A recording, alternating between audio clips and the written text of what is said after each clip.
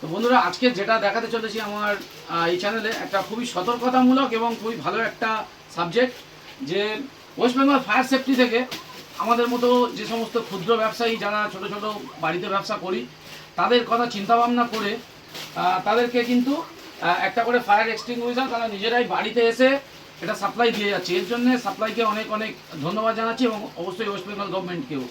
আর সেই সঙ্গে যেটা আজকে দেখাবো যে এই সিলিন্ডারটা কিভাবে ব্যবহার করতে হয়, সেই ব্যবহারের নিয়মাবলী। আর ব্যবহার করার আগে ভিডিওতে যেটা বলবো যে আমার এই সিলিন্ডারটা এটা হচ্ছে অ্যাকচুয়ালি এক্সপায়ারি হয়ে গেছে। এটা আমাকে রিনিউ করা হবে, এটা আগামী দুদিনের মধ্যে রিনিউ করা হবে। সেই জন্য আমি ভিডিওটা কিন্তু অ্যাকচুয়ালি বানিয়ে আপনাদের দেখাতে পারছি যে এটা কিভাবে ইউজ করতে হয়। তো এটা নিয়ে কেউ ভাববেন না যে আমি সরকারি জিনিসকে মিসইউজ করছি। তো এটা একটা সিকিউরিটি পারপাসে এটাকে কেমনভাবে ব্যবহার করতে হয়, কিভাবে এটাকে ইউজ করতে হয়, সেইটার উপরে কিন্তু আপনাদের ভিডিওটা করে আমি দেখিয়ে দিচ্ছি। তো চলো এটা কিভাবে ব্যবহার করতে হয় সেটা আমরা দেখব। ওয়েলকাম টু সোইন ফুড প্রোডাক্টসে আজকের একটা নতুন টেস্টিং হচ্ছে যে ফায়ার এক্সটিংগুইশার কিভাবে ব্যবহার করবেন। আপনাদের বাড়িতে যারা ঘরোয়া ব্যবসা করবে সবসময় চেষ্টা করবে যে আগুনের সেফটিটা অবশ্যই যেন থাকে। তো West Bengal government fire department থেকে আমাকে সেফটির জন্য এটা দিয়েছে। তো আজকে আমি এটা থেকে টেস্ট করে দেখাবো যে কেমনভাবে আগুনের উপরে ডাইরেক্ট এটাকে টেস্ট করতে হয়। তো আমি এটা করবো না, এর কিছু নিয়মাবলী আছে। প্রথমে এটাকে অ্যাকচুয়ালি পুল, এম, স্ম্যাশ, পিচ 4 রকম ক্যাপাসিটিতে ভাগ করতে হয়। প্রথমে এটাকে পিনটা টানতে হয়, তারপরে এটাকে লক্ষ্য স্থির করতে হয় কোন জায়গাতে আমি পাউডারটাকে মানে প্রেস করব, মানে কোন আগুনটাকে নেভাবো সেই জায়গাটাকে লক্ষ্যটাকে স্থির করতে হবে।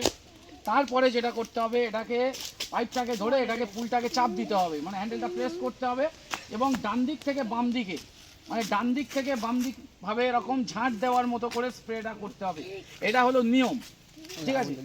তো আমরা দেখাবো এই আগুনটাকে নিভিয়ে দেখাবো যে কিভাবে এক্সটিংগুইশার অ্যাকচুয়ালি ব্যবহার করতে হয়। তো আমি আকাশকে ডেকে নেবো, আকাশ চলে আয়।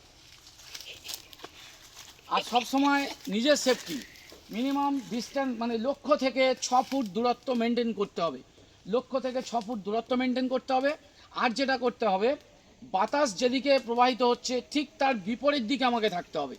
বাতাস যেদিকে প্রবাহিত হচ্ছে ঠিক তার বিপরীত দিকে আমাকে থাকতে হবে, তবেই কিন্তু, না হলে এর মধ্যে থাকা যে পাউডার আমাদের মানে শ্বাসনালীর মধ্যে ঢুকে যেতে পারে এবং এর থেকে আমার ব্রিথিং প্রবলেম হতে পারে। তো সেই দিকটাকে অবশ্যই লক্ষ্য রাখতে হবে। তো দেখবো এই আগুনটাকে আমরা কিভাবে নেওয়াবো।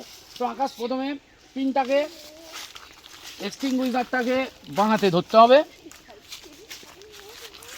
পাইপটা থাকবে ডান হাতে, ঠিক আছে? তো প্রথমে আমাকে পিনটা খুলতে হবে, খোলো